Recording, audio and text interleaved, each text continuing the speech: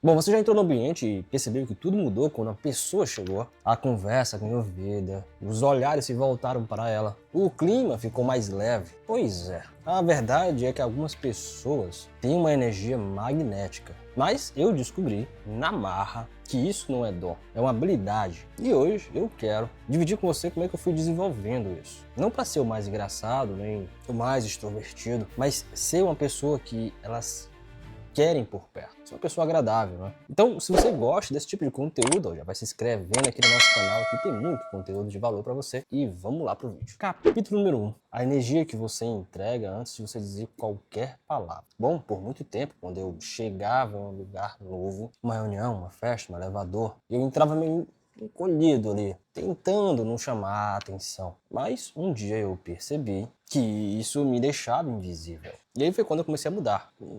No começo nada demais, eu só comecei a sorrir primeiro, cumprimentar, olhando olho no olho, entrar ali com mais presença, mais confiança. E sabe o que aconteceu? As portas começaram a se abrir antes mesmo de eu dizer qualquer coisa. Porque a primeira impressão começa no silêncio, começa quando você entra. Capítulo número 2, quando eu aprendi a rir de mim mesmo, dos meus defeitos. E quer saber de uma das coisas mais libertadoras que eu aprendi foi exatamente isso. Rir de mim mesmo. Por exemplo, eu sou uma pessoa muito desastrada.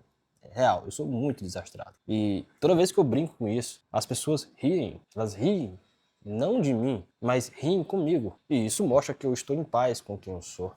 E quando você ri de si mesmo, você está mandando um recado pro mundo, ó, tá tudo bem ser eu mesmo, tudo bem ser eu mesmo. E isso, ó, é magnético. Capítulo número 3, a arte de contar histórias que prendem. Alguma vez você já contou uma história ali que parecia boa, mas ninguém reagiu. E isso já aconteceu comigo. Até eu perceber que não era sobre o que eu contava, mas como eu contava. Então eu comecei a fazer diferente.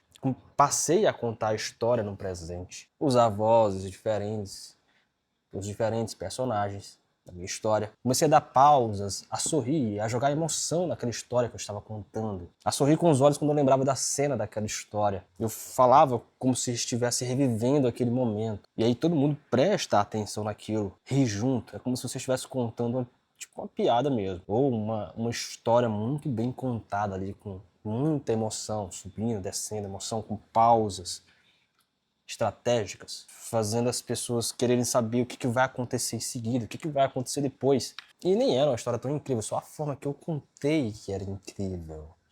E esse é um poder muito forte da comunicação. Um grande orador, ele é muito bom contador de histórias. Capítulo número 5, a escuta, que faz a outra pessoa se sentir importante. Uma vez me disseram, você tem que ouvir a história da outra pessoa como se fosse a coisa, ou a melhor coisa que você vai ouvir naquele dia. Mostrar empolgação no que você está escutando daquela pessoa. Porque pessoas que escutam de verdade são raras. Todo mundo quer falar, mas ninguém quer escutar. E quando eu converso, eu me viro o corpo inteiro. Eu olho no olho da pessoa, eu não interrompo. E principalmente eu pergunto, né? Mas não qualquer pergunta, e sim perguntas que tiram do raso daquela conversa. Tipo, como é que foi passar por isso? O que você sentiu naquele momento, né? Você sentiu? Se você pudesse voltar, você faria diferente? Eu faço essas perguntas. E isso fazem as pessoas se abrirem, se sentirem ouvidas. E quando alguém se sente ouvido, é ali que a conexão acontece. Capítulo número 6 não é performance, é presença. Por muito tempo eu achava que carisma era dominar o ambiente, ser o mais falante, o mais engraçado. Mas um dia eu estava num grupo e uma pessoa virou e me disse: eu gosto de conversar com você porque você me faz se sentir importante. E aí caiu a ficha. O carisma que toca de verdade é o que acolhe, não o que impressiona. É saber perguntar, saber rir, saber calar, é estar inteiramente com a outra pessoa na conversa. E para isso, a única coisa que você precisa ser é você mesmo, só que inteiro. Capítulo número 7. Comece pequeno, mas comece. E você pode estar pensando, né? Mas eu sou tímido. Isso não é pra mim. É pra você sim, meu amigo, minha amiga. Porque não é sobre você virar outra pessoa. É sobre ser a sua versão mais conectada. Comece com um sorriso sincero.